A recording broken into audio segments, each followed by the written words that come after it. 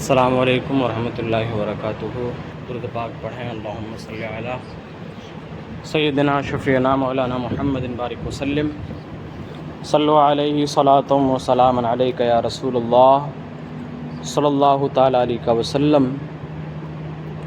اعوذ باللہ من الشیطان الرجیم، بسم اللہ الرحمن الرحیم۔ ہا انتم ہؤلاء تحبونہم ولا یحبونکم وتؤمنون بالکتاب کلہ۔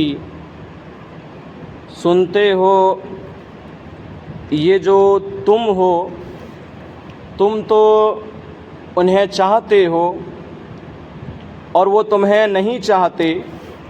حال یہ ہے کہ تم سب کتابوں پر ایمان لاتے ہو۔ وَإِذَا لَقَوْكُمْ قَالُوا آمَنَّا وَإِذَا خَلَوْا عَضُّوا عَلَيْكُمُ الْأَنَامِلَ مِنَ الْغَيْظِ قُلْ مُوتُوا بِغَيْظِكُمْ إِنَّ اللَّهَ عَلِيمٌ بِذَاتِ الصُّدُورِ۔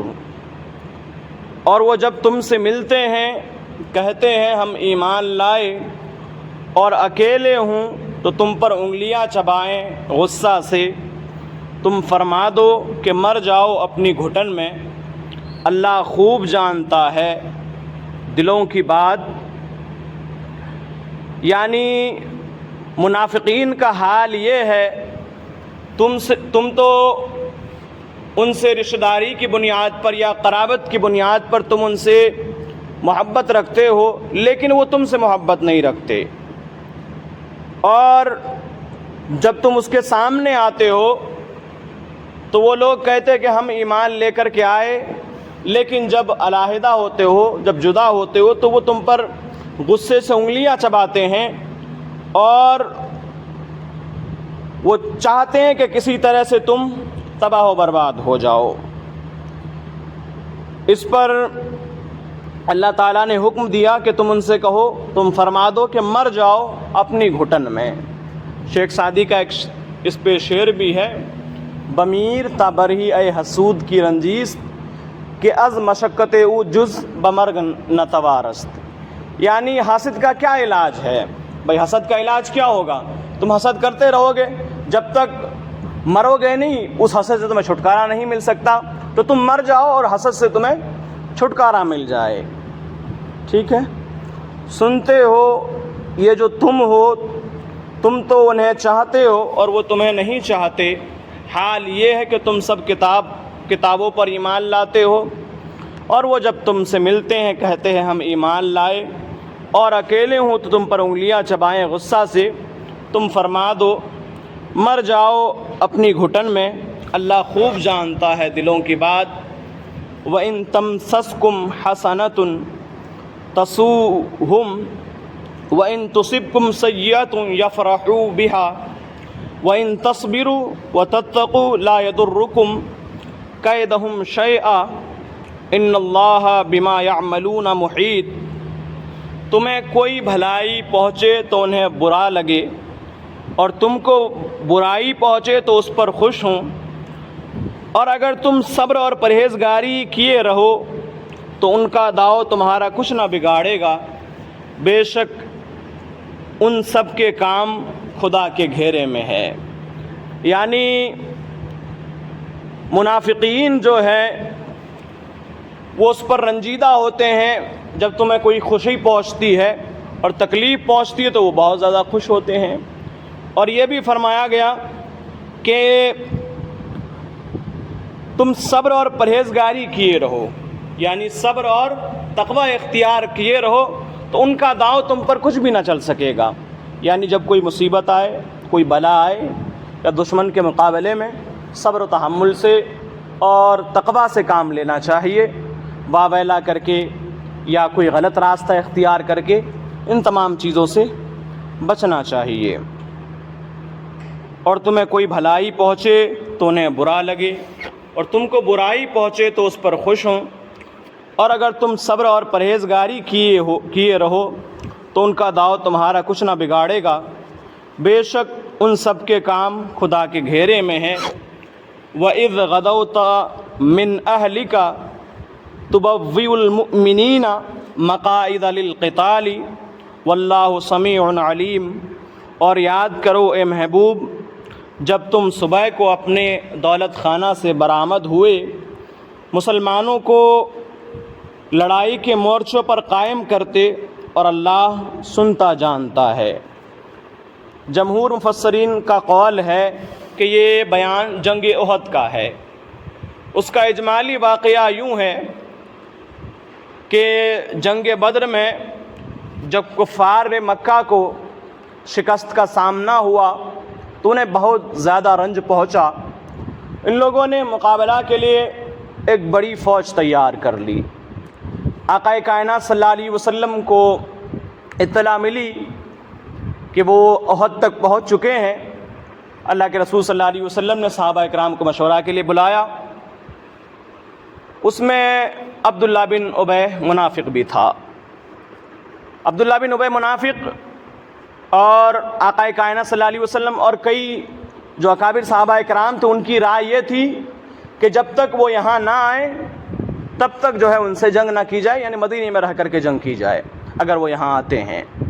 لیکن جو نوجوان لڑکے تھے، جو نوجوان صحابہ اکرام تھے، ان لوگوں کی رائے یہ تھی کہ باہر نکل کر کے جو ہے جنگ کی جائے، اور ان لوگوں نے اصرار بھی کیا۔ آقا کائنات صلی اللہ علیہ وسلم دولت قلعہ اقدس میں تشریف لے گئے اور وہاں سے اسلحہ زیبتن فرمایا اور اب باہر تشریف لائے۔ اب کیونکہ منافقین جو مشرکین مکہ تھے وہ پہلے ہی 2-3 دن پہلے احد پہنچ چکے تھے، اللہ کے رسول صلی اللہ علیہ وسلم نے جمعہ کی نماز پڑھائی اور ایک انصاری صحابی کی نماز جنازہ پڑھائی، اس کے بعد آپ تشریف لے گئے۔ اور جب جنگ احد پہنچے تو آپ نے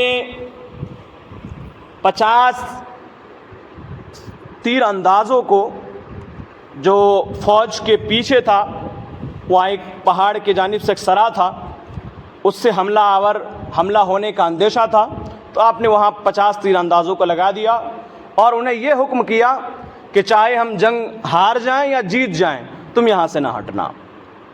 اللہ کے رسول صلی اللہ علیہ وسلم نے تاکید کر دی، اور ان میں حضرت عبداللہ بن جبیر رضی اللہ تعالی عنہ بھی تھے۔ صحابہ کرام جو وہاں تیر انداز کے طور پہ تھے، اب جو عبداللہ بن ابی منافق تھا اس کے ساتھ 300 کی فوج تھی، اور کل تعداد ملا کر کے مسلمانوں کی فوجوں کی تعداد 1000 تک پہنچتی تھی۔ اس نے یہ مشورہ کیا منافقین کے ساتھ کہ جب غماسان کی لڑائی ہو، جب دشمن مقابلے کے لیے آئیں، تم بھاگ جانا تاکہ مسلمانوں کے پاؤں اکھڑ جائیں اور مسلمان بھی تمہارے ساتھ چلنے لگ جائیں۔ ٹھیک جنگ کے وقت عبداللہ بن ابی منافق نے ایسا ہی کیا، لیکن مسلمان ثابت قدم رہے، 700 صحابہ کرام رہے، یہ لوگ ثابت قدم رہے، اور اللہ تعالیٰ نے ان کی مدد فرمائی اور فتح ہو گئی۔ لیکن جب ان صحابہ کرام نے دیکھا کہ اب لوگ کفار بھاگنے لگے ہیں ادھر ادھر اور مسلمانوں نے دوڑانے لگے ہیں، تو وہ صحابہ کرام جو وہاں تھے ان میں سے کچھ نے کہا کہ جب اب ہم جنگ جیت ہی چکے ہیں تو ہمیں اب یہاں رہنے کی کیا حاجت ہے، تو وہ لوگ وہاں سے اتر آئے۔ لیکن 7 یا 8 صحابہ کرام جن میں عبداللہ بن جبیر رضی اللہ تعالیٰ عنہ بھی تھے، ان لوگوں نے کہا کہ نہیں، اللہ کے رسول صلی اللہ علیہ وسلم نے منع فرمایا ہے، چاہے کچھ بھی ہو جائے ہم یہاں سے نہیں ہٹیں گے، اور آپ وہیں ڈٹے رہے۔ آخر میں ہوا یہی کہ بھائی جو 50 تھے اب یہیں کچھ بچ گئے، آخر سے پیچھے کی جانب سے وہ حملہ آور ہوئے اور پھر مسلمانوں کو اس وقت شکست کھانی پڑی۔ اور اسی جنگ میں حضرت امیر حمزہ رضی اللہ تعالیٰ عنہ بھی شہید ہوئے، آقا کائنات صلی اللہ علیہ وسلم کا دندان مبارک شہید ہوا، آپ کے چہرے پہ زخم آئے۔ اس وقت جو صحابہ کرام کی فوج موجود رہی، وہ جو آپ کے حضرت ابو بکر رضی اللہ تعالیٰ، حضرت عمر، حضرت علی اور حضرت طلحہ وغیرہ، یہ صحابہ کرام آقا کائنات صلی اللہ علیہ وسلم کے پاس موجود رہے۔ تو یہ جو شکست کی وجہ بیان فرماتے ہیں علماء کرام کہ انہوں نے کہ اللہ کے رسول صلی اللہ علیہ وسلم کی حکم کی مخالفت کی۔ ایک تو پہلے کہ جب آقا کائنات صلی اللہ علیہ وسلم کی رائے یہ تھی کہ مدینہ میں رہ کر کے لڑا جائے، ایک وہاں مخالفت کی، پھر یہاں جو 50 تیر اندازوں کو مقرر کیا تھا ان لوگوں نے مخالفت کی، اس وجہ سے انہیں شکست کا سامنا کرنا پڑا اور کافر کے دل میں ہمت بڑھ گئی، پھر وہ جو ہے واپس آئے اور مسلمانوں کو اس میں شکست کھانی پڑی۔ ٹھیک ہے، اور یاد کرو اے محبوب جب تم صبح کو اپنے دولت خانہ سے برآمد ہوئے، مسلمانوں کو لڑائی کے مورچے پر قائم کرتے، اور اللہ سنتا جانتا ہے۔ وَإِذْ هَمَّتْ طَائِفَتَانِ مِنْكُمْ أَن تَفْشَلَا وَاللَّهُ وَلِيُّهُمَا وَعَلَى اللَّهِ فَلْيَتَوَكَّلِ الْمُؤْمِنُونَ، اور جب تم میں دو گروہوں کا ارادہ ہوا کہ نامردی کر جائیں اور اللہ ان کا سنبھالنے والا ہے، مسلمانوں کو اللہ ہی پر بھروسہ چاہیے۔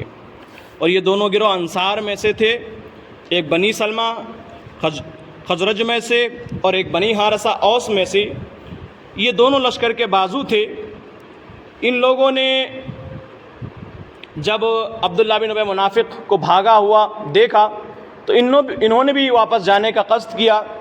اللہ تعالیٰ نے کرم کیا اور انہیں اس سے محفوظ رکھا اور وہ حضور کے ساتھ ثابت قدم رہے۔